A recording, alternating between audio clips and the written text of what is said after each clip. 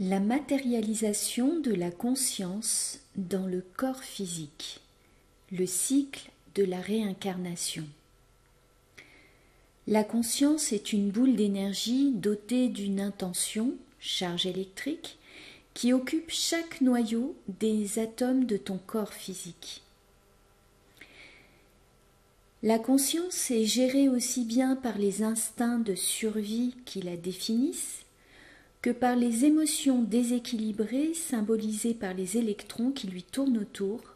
particules qui se sont désolidarisées de son noyau à cause d'un élément externe. Sur le plan physique, elle représente un concentré de mémoire logé dans ton ADN, dans chacune de tes cellules, sous la forme chromosomique. Sur le plan de la physique quantique, ce qui matérialise le noyau de la conscience dans ton corps est sa vitesse de rotation sur elle-même, contrariée par la rotation inverse de ses électrons, émotions déséquilibrées, instinct de préservation excessif, les peurs. Les noyaux de tes atomes tournent naturellement de manière fluide, puisque le noyau de ta conscience est un condensé de particules en fusion qui se sont accordées entre elles pour tourner dans le même sens. Leur vitesse étant décuplée, la conscience existe donc à l'état d'énergie, c'est-à-dire à l'état plasma.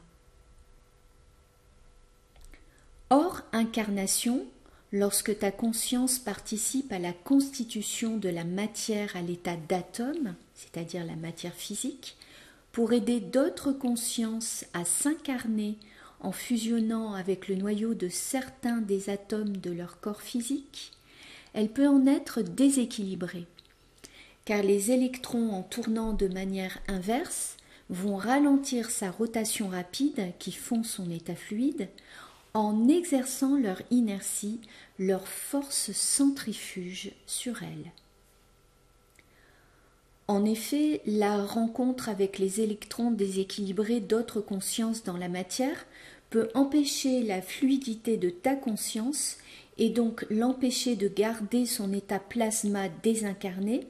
et la forcer à son tour à se partager pour s'incarner à l'état solide, liquide et gazeux, qui est un état ralenti de la matière, état de division atomique, puisque les atomes ne fusionnent pas entre eux ni à l'intérieur d'eux, vu qu'ils sont ralentis, que les interactions entre eux sont ralenties. En manquant de stabilité émotionnelle, donc, la conscience va enchaîner les incarnations et entamer le cycle de la réincarnation jusqu'à ce qu'elle arrive dans la matière physique à l'équilibre émotionnel, c'est-à-dire à enfin reconnaître ce qui fait foi en elle de manière inébranlable et qui est défini par la vie, ses instincts de vie. À ce moment-là, elle devient un photon,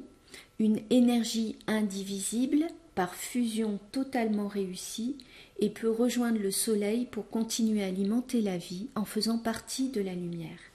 Elle rentre ainsi dans le cycle de la vie et abandonne à jamais le cycle de la réincarnation.